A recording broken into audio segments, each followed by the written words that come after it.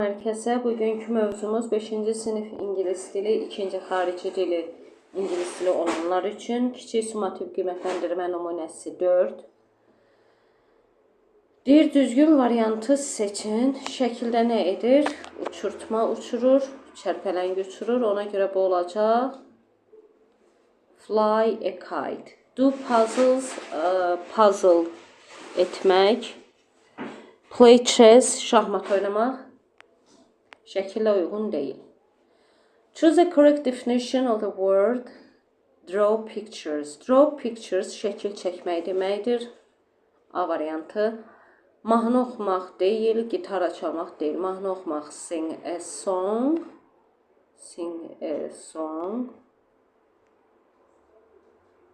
Gitarada ifa etmək isə play the guitar.